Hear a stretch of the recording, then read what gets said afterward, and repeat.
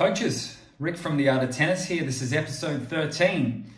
Today we're going to talk about how we can dress tennis up, or we can have tennis at its very basic, bare bones sport. Now, what do I mean by dress tennis up? Well, what I'm talking about is tennis is just a product, and you can make it a more luxury version, or you can make it a more simple version. So, for example, if I was to have a bottle of Corona beer. All right, I have a bottle of Corona beer. And if I get a bottle of Corona beer at a cheap bottle shop in a cheap suburb and I buy it, it's going to be maybe $5 for the Corona. I drink it outside and in the car park, right? Or I take it home. Now, if I buy that same Corona beer and I buy it at a nice restaurant, let's say a nice Thai restaurant, not top end, but decent restaurant, I'm going to pay maybe $10 for the beer. Okay, why am I paying a little extra? Well, there's service, there's the environment that you're in, there's the atmosphere, which is the environment, and then let's take that Corona beer up. Now, if we're having a Corona beer in, let's say on the French Riviera, at a beautiful high-end restaurant in the French Riviera, that same Corona beer, it may cost you $20, okay, $18, $20, I'm not really sure, but the point being that maybe this French Riviera restaurant has views, has phenomenal service, it's probably served in a nice ice-cold glass. You've been served with a little bit of extra, attention on you, and you're paying a premium for the environment and the service that you're in and receive. So how do we apply that to tennis? So I'm going to take this back to an old story of what I did in 2012, 2013, was looking at golf corporate days and looking on why does golf own this corporate day space, okay? Because people play their golf, maybe they've never played much golf before, but they have fun, they play, and they get a nice gift bag, they get some team bonding while it's happening, they normally have snacks and drinks all day and a fancy dinner. So it's that's always been a mainstay for golf, is the corporate days. But tennis, the odd corporate day here and there, it's pretty rare, especially while I've been coaching. It hasn't happened much. But in 2012-13, myself, along with a friend of mine, Brad, another tennis coach, we decided that we wanted to give tennis a chance to be at that level. And so we started looking at creating a business for basically unique tennis experiences. Now, we had different names. We ended up calling it Aussie Tennis Getaways, which was it was both going away on holiday to play tennis and having that experience. We did a trip to the Australian Open and Kooyong Tennis Club doing that.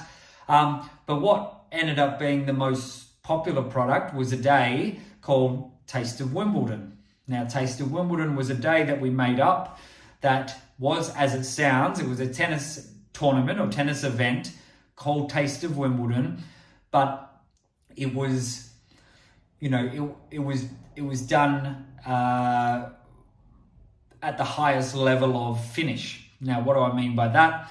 I mean that Taste of Wimbledon included gourmet food snacks that come around every round, ones that were more inspired by, Wimbledon or English dishes. We obviously had Pimm's and lemonade being served, which is the traditional Wimbledon drink. The strawberries and cream come out after the fourth round. Everyone's in white, wearing, nice Wimbledon whites. We had an exhibition match that happened at the end of the tournament. So when the players got their strawberries and cream, enjoying their Wimbledon, they got to enjoy an exhibition match. Now, those exhibition matches, we had Paul McNamee fly across for our first one in 2013, and he did a speech to all our players, and Paul was fantastic. just a great speaker, a great guy. So he spoke, played an exhibition match. We got some of our best state league players and WA legends to join in. And really, we just made this day the best possible tennis day we could. People also enjoyed when the jazz was a jazz band. We had a jazz band. We wanted to make it classy and to go with the Wimbledon theme. We had a jazz band playing, and on a setup stage, you got jazz band playing. You got delicious food being delivered, which as the years went on, this became a yearly event. But as the years went on, we ended up serving them on wooden tennis rackets. Had little makeshift servers so people would be served. So basically every touch point they're getting was a fun, cool, quirky little tennis, had a tennis touch to it. So that might have been the way the food was served.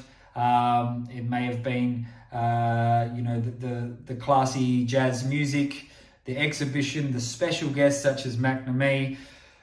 This all made the tennis experience more premium.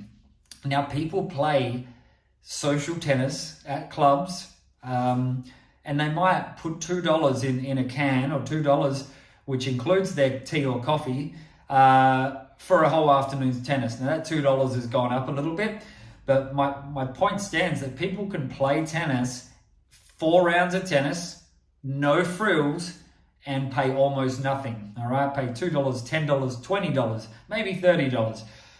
For this Taste of Wimbledon Day, we were charging $150 a head. $150 for an afternoon's tennis. Is it expensive?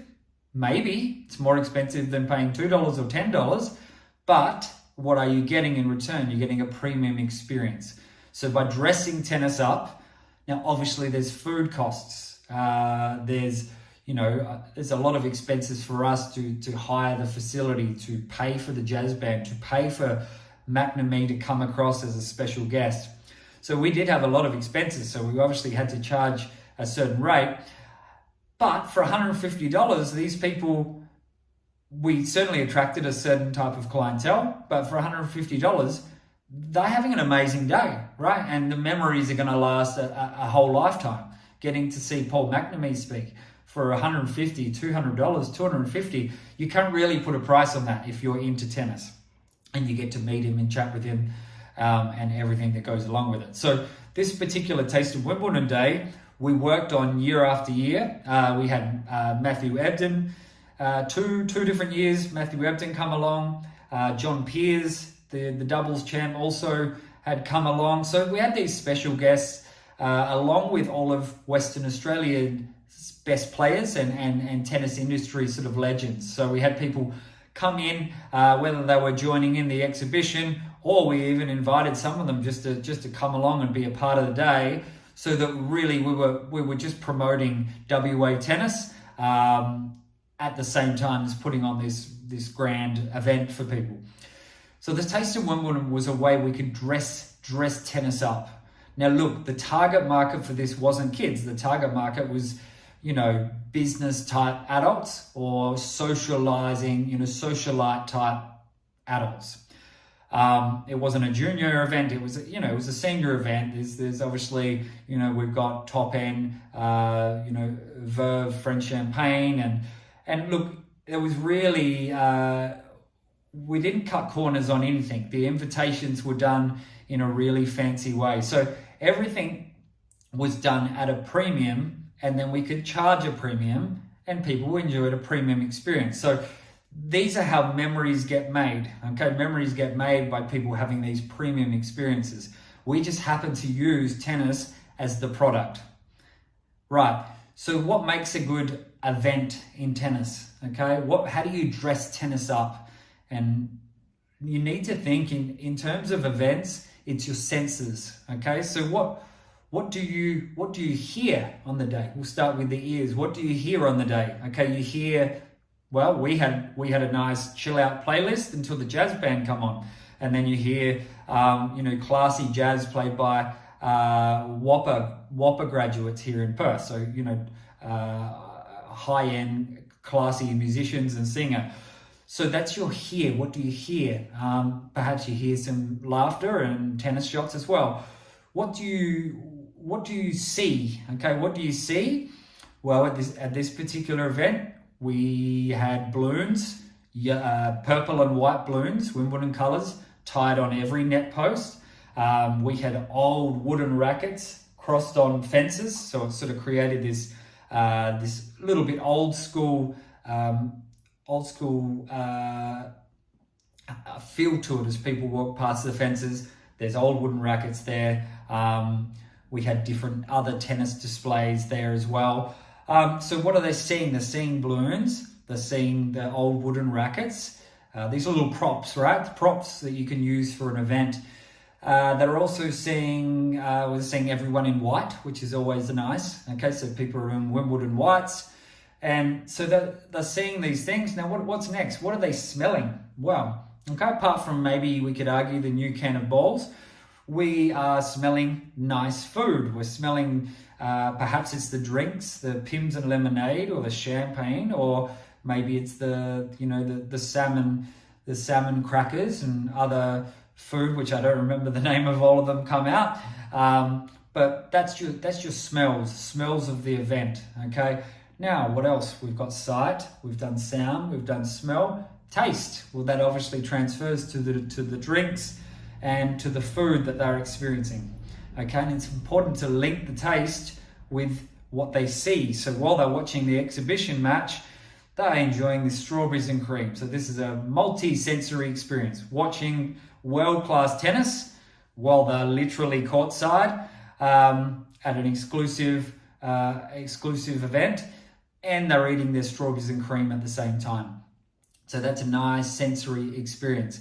So that's our taste. So I just want to make sure I haven't missed anything. So what we've seen, what we've smelt, what we've tasted, what we've heard, what we feel, what we touch. Okay, now that one might be a little bit tricky. We'll just go with what we're feeling is, well, we're feeling the grass on our feet on the grass courts, where we did it at Peppermint Grove Tennis Club in the western suburbs of Perth.